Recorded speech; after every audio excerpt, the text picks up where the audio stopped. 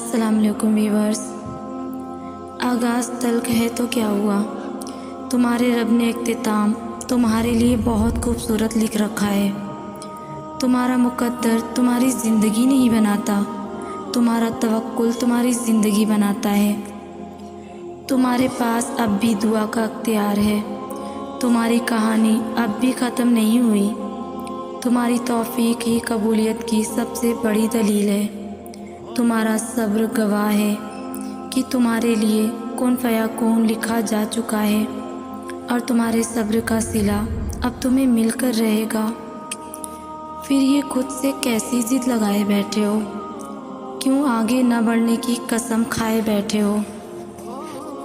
क्यों नसीब की बातों में यकीन को उलझाए बैठे हो? क्यों हो इतना परेशान? क्यों खुद को इतना थकाए बैठे हो? कभी उस मन को अल्लाह की चाहत के मुताबिक संवार कर तो देखो, कभी सब्र की हदों के उस पार जाकर तो देखो। तुम नहीं जानते कि अल्लाह ने तुम्हारे लिए क्या कुछ सोच रखा है। तुम नहीं जानते कि अल्लाह ने तुम तक तुम्हारी चाहत पहुंचाने के कितने इंतज़ामात कर रखे हैं। तुम नहीं जानते कि इस देरी के बाद तुम्हारी हर उस दुआ की कबूलियत है जो तुम मांगा करते थे। तुम नहीं जानते कि अल्लाह ने तुम्हारे लिए क्या कुछ सोच रखा है।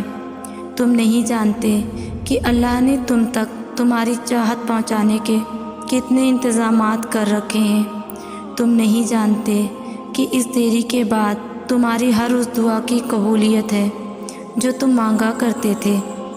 तुम नहीं जानते जिसकी एक तजल्ली से कूहे तूर राख हो जाए, उसका एक हुक्म क्या से क्या कर सकता है। तुम नहीं जानते कि तुम्हारे ख्वाबों को पूरा करने के लिए उसने कैसी तदबीरें बना रखी हैं। तुम नहीं जानते कि तुम्हें तोड़ने में ही उसने जोड़ने वाले सभी राज छुपा रखे हैं। तुम नहीं जानते कि उसने इख्तिताम में तुम्हारी रज़ा को ही तुम्हारा मुक़द्दर लिख रखा है।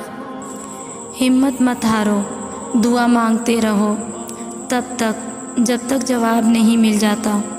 जब वो तुम्हें सब्र की इंतहा को ले आया है तो यकीन रखो कि आजमाइश अब ख़त्म होने वाली है और फिर हर उस चीज़ से नवाज दिया जाएगा जिसके लिए तुम रातों को उठ उठ कर झोली फैलाया करते थे।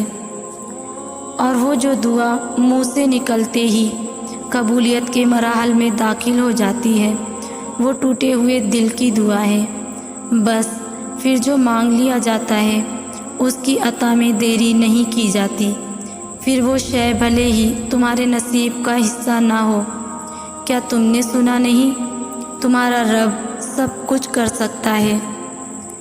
बड़ी ताकत रखी होती है अल्लाह ने टूटे हुए दिलों में, और जब उन दिलों का ईमान भी उतना ही ताकतवर होता है ना कि उनके दिल रेज़ा रेज़ा होकर भी बिखर कर भी अल्लाह से मांगते हैं, तो फिर कायनात की कोई भी कुव्वत उनकी दुआओं को नहीं हरा सकती। फिर उनकी ज़बान जो कहती है अल्लाह उसे मुमकिन करके रहता है। जानते हो अल्लाह तुम्हें बेबसी के मकाम पे क्यों लाया है? ताकि तुम अल्लाह से रुजू करो और यकीन से मांगो। जब तुम दुआओं पे यकीन करना सीख जाओगे तो हर चीज़ जो तुम्हें अभी नामुमकिन लग रही है वो सब मुमकिन हो जाएगी। जो चीज़ नसीब में नहीं है वो भी तुम पालोगे। शैतान हमेशा तुम्हें तुम्हारे डर से डराता है। वो तब तुम्हारे जहन में वसवसे डालता है जब तुम मौजज़ों की सबसे ज़्यादा करीब होते हो, क्योंकि तब अल्लाह तुमसे राज़ी हो चुका होता है। और जो अल्लाह को पसंद आ जाता है वो उसे पसंद नहीं आता। सिर्फ दुआओं से मौजज़े नहीं होते, मौजज़ों के लिए सर को भी झुकाना पड़ता है। जब दिन में 5 दफ़ा अल्लाह को मनाने जाओगे तो नसीब कैसे तुमसे रूठा रह सकता है। नमाज यकीन को मुकम्मल कर देती है, और मुकम्मल यकीन रखने वालों के लिए ही तो अल्लाह कुन फरमाता है। इस इंतज़ार का फल भी तुम्हें मायूस नहीं करेगा जो तुमने अल्लाह रब्बुल इज़्ज़त की रज़ा के लिए किया, और तुम्हें कभी भी ان فیصلوں پر پچھتانا نہیں پڑے گا جنہیں تم نے اللہ رب العزت کے حوالے کر دیا۔ تمہاری آہیں، تمہاری سسکیاں کبھی خالی نہیں جائیں گی۔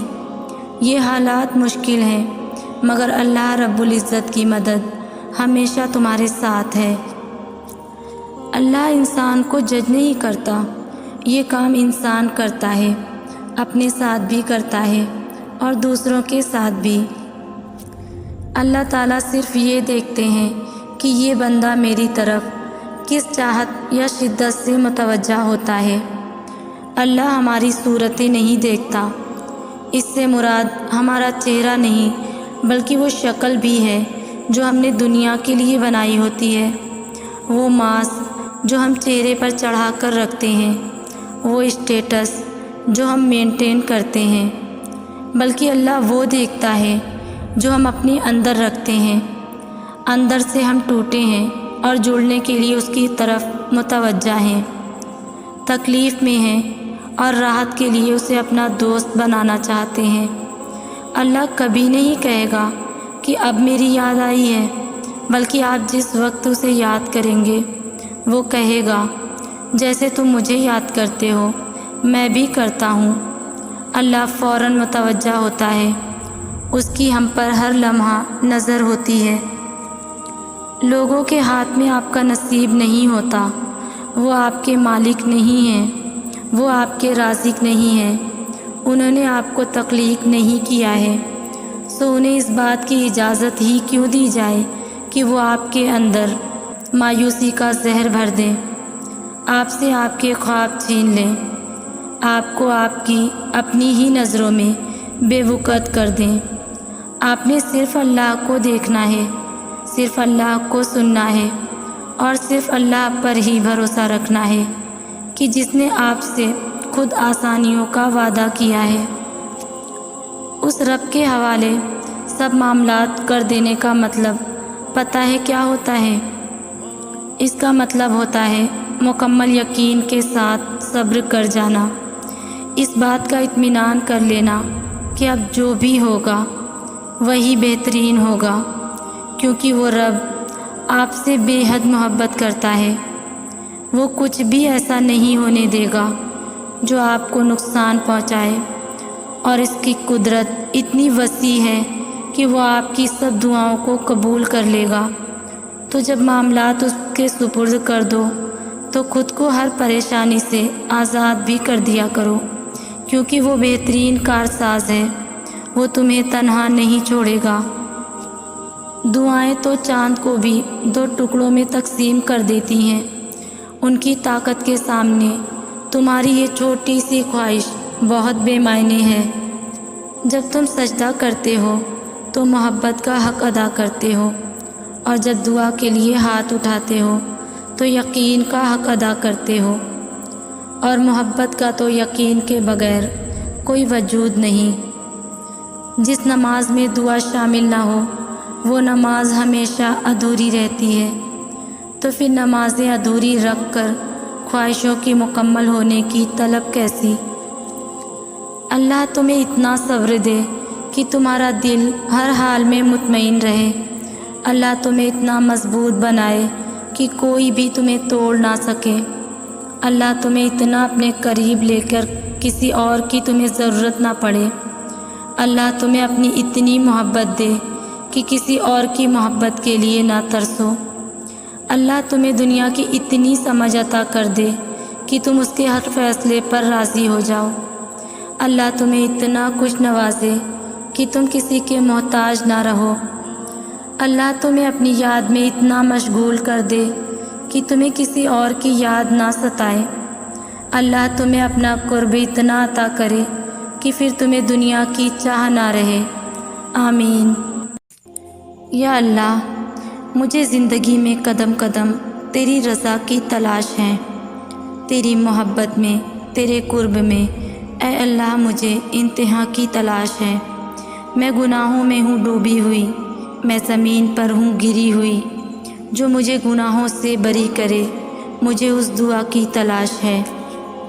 میں اکثر سوچتی ہوں کتنا اچھا ہے اللہ کو وضاحتیں نہیں دینی پڑتی، کتنا اچھا ہے، وہ بن کہے سن لیتا ہے، وہ بس دل دیکھتا ہے، دل دیکھ لے تو پھر دل بدل دیتا ہے۔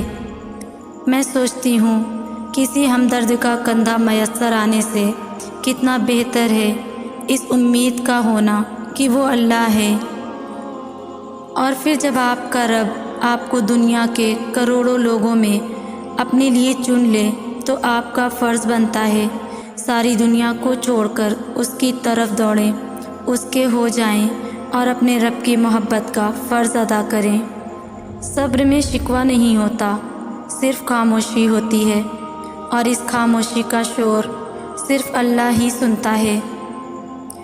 تالے کبھی چابی کے بغیر نہیں بنتے، اسی طرح اللہ کبھی بھی مسائل حل کے بغیر نہیں دیتا، ان کو کھولنے کے لیے صرف ہمیں صبر کی ضرورت ہے۔